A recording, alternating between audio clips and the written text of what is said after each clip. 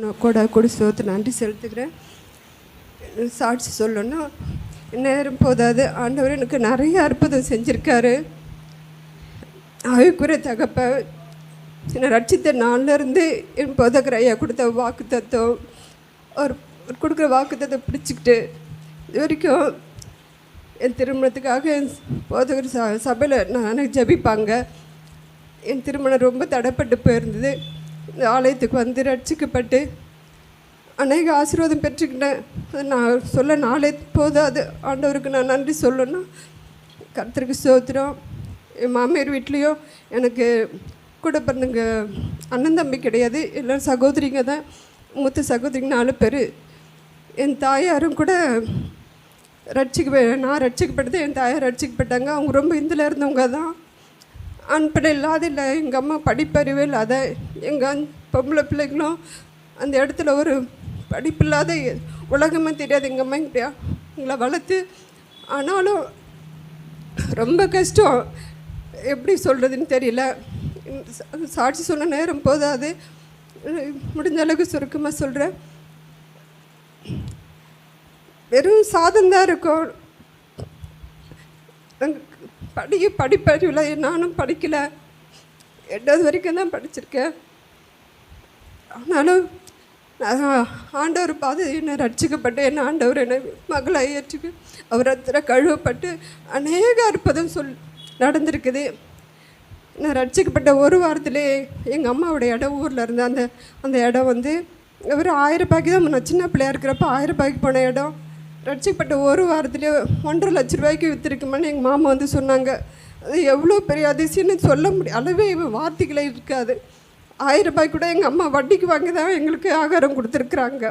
அவ்வளோ ஒரு கஷ்டத்தில் இருந்த எனக்கு ஆண்டவரை பார்த்து ஆண்டவர் ஐயாவும் அம்மாவும் சொல்கிற அந்த வாக்குத்தத்தை பிடிச்சிக்கிட்டு இன்ன வரைக்கும் நான் எனக்கு திருமணமாகி ஆண் பிள்ளை கேட்டேன், ஆண் பிள்ளை கொடுத்தாரு. 2வது பெண் பிள்ளை கேட்டேன், பெண் பிள்ளை கொடுத்தாங்க.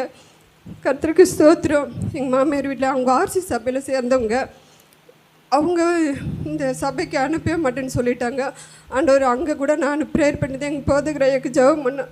அங்கே கூட வந்து என் போதகரையை ஜெபம் பண்ணிட்டு தான் வருவாங்க. என்னை தேடி அந்த திருமண வயலுக்கு தனியாக பைக்கில் வந்து ஜெபிச்சிருக்காரு. எங்கள் ஐயாவோட சாட்சி சொல்லணும் நேரம் போதாது. நான் நினைக்கிறேன் சாட்சி சொல்ல கூப்பிட்டவாங்க. எனக்கு எப்படி சொல்கிறேன்னு தெரியாமல் நான் அமர்ந்திருப்பேன். அதனால் எங்கள் ஐயாவுக்கு நிறைய சாட்சி சொல்லணும்னு இருக்குது. அப்புறம் எல்லோரும் பெரிய போதகெல்லாம் தேடி போவாங்க. அதனால் நான் என் ஐயா எனக்கு என்ன பிரச்சனை வந்தாலும் எங்கள் ஐயா கிட்டே சொல்லி ஜெபம் பண்ணால் நான் மறிச்சிருந்தேன்னா இன்றைக்கி புல்லு முளைச்சிருக்கேன். அந்த அளவுக்கு நான் மரணப்படிலேருந்து என் ஐயா ஒரு கால் வலி வந்து துடிச்சு போயிருக்கேன். ஐயா எனக்கு எப்படி தான் தெரிஞ்சுன்னு தெரியல. நான் கூப்பிடவே இல்லை. அந்த கால் வலி துடிச்ச நேரம் எங்கள் ஐயா வீட்டுக்கு வந்து ஜெபம் பண்ணாங்க. இது வரைக்கும் அந்த கால் எலும்பெல்லாம் ரொம்ப வீக் ஆகிடுச்சுமா, அவனுக்கு 1.5 லட்ச ரூபா கொடுத்து ஆப்ரேஷன் பண்ணணும், கேரளாவுக்கு போனோம் அப்படிலாம் சொன்னாங்க. எனக்கு அப்படிலாம் என்னன்னே தெரியாது. அந்த பணத்தை பற்றி எனக்கு தெரியாது. ஆண்டவர் சமத்து ஐயா வந்து எனக்கு ஜெபிச்சு 2வது முறை மரண படுக்கையில் போயிட்டேன். ஐயா எனக்கு ஒரு நாள் இரவில் ஜெபிச்ச போது விடிய காலை தானியில் வந்து ராஜா கூப்பிட்டு, தானியில் உனக்கு சுகமாயிடுச்சான்னு கேட்ட மாதிரி ஐயா எனக்கு காலையில் இரவு ஜெபிச்சாங்க. காலையில் எழுந்திரிச்சு 6 மணிக்கெலாம் ஜெபிச்சிருக்காரு எனக்காக. அந்த நேரம் என் தலையை விட்டு ஒரு இருள் போன மாதிரி இருந்தது. கர்த்தருக்கு ஸ்தோத்திரம். அப்படிலாம் என்ன ஆண்டவர் எங்கள் ஐயா மூலம் என்னை நிறைய விடுவிச்சிருக்காரு. கர்த்தருக்கு ஸ்தோத்திரம். எங்கள் வீடு வந்து பார்த்திங்கன்னா ரொம்ப இதுவாக இருக்கும்.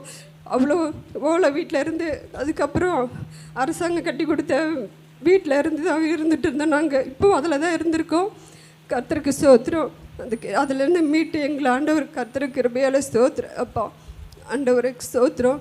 எனக்கு அழகான ஒரு வீடு இந்த வேலை கட்டி கொடுத்துருக்காரு. இப்போ நான் எங்கள் மாமியார் வீட்டில் இல்லை, எங்கள் மாமியார் வீட்லேயும் ஒரு தடையாக இருந்துச்சு. எங்கள் மாமியார் மாமனார் இறந்துட்டாங்க. ஸ்தோத்திரம். அந்த வீடு வந்து எங்கள் கணவருக்கு கூட பிறந்தவங்க 4 பேர். அது எங்கள் வீட்டுக்காரோட கணவருக்கு தான் கொடுக்கணும்னு சொல்லிட்டு இருந்தாங்க. அது சாத்தியமே இல்லை. எங்கள் மாமனார் இருந்தாங்கன்னா, எங்கள் மாமியார் இருந்தாங்களா, அவருக்கு எங்கள் வீட்டுக்காரர் தான் கொடுத்துருப்பாங்க. ஏன்னா அவருக்கு ஏற்கனவே இடம் கொடுத்துட்டாங்க. ஆனால் அவங்க சொல்லியிருந்தாங்க என் பிள்ளைக்கு தான்ட்டு, ஆனால் எழுதி கொடுக்கல. கர்த்தருக்கு ஸ்தோத்திரம். அவங்க மறிச்சிட்டாங்க. இந்த இது எப்படி எங்கள் வீட்டுக்காருக்கு வரணும் நான் பிள்ளை கூட நினைக்கல. ஆனாலும் போதகர் அம்மா கிட்ட ஜெபம் பண்ணிகிட்டே இருந்தேன். கர்த்தருக்கு ஸ்தோத்திரம். அந்த எங்கள் வீட்டுக்காருக்கு அந்த வீடு பிரதிஷ்டை எங்கள் வீட்டுக்கார் பேருக்கு கர்த்தருக்கு கிருபையில கிடச்சிது. ஸ்தோத்திரம். இப்போ எங்கள் அம்மா வீட்லேயும் எனக்கு ஒரு நல்லா இருந்துச்சு கொடுத்தாங்க. அந்த வீடும் கட்டி முடிக்க கர்த்தர் கிருபை செஞ்சுருக்கிறாரு. கர்த்தருக்கு ஸ்தோத்திரம். என் தாய் தகப்பெல்லாம் கூட என் போதகிராமமும் போதகிராமையை கொடுத்த வாக்கு தத்தின்படி கர்த்தர் என்னை ஆசீர்வச்சிருக்காரு. கர்த்தருக்கு கொடா கொடி ஸ்தோத்திரம். கர்த்தரோட கிருபினால இந்த வீடு கட்ட கிருபை கொடுத்துருக்கிறாரு. அப்புறம் போதகிராயா போதகிராம சொல்லுவாங்க அடுத்த வாரம் பிரதிஷ்டை பண்ணுறேன். கர்த்தருக்கு ஸ்தோத்திரம். நீங்கள் எல்லோரும் வரணும்னு கர்த்தர் நாமத்தில் வேண்டிக்கிறேன்.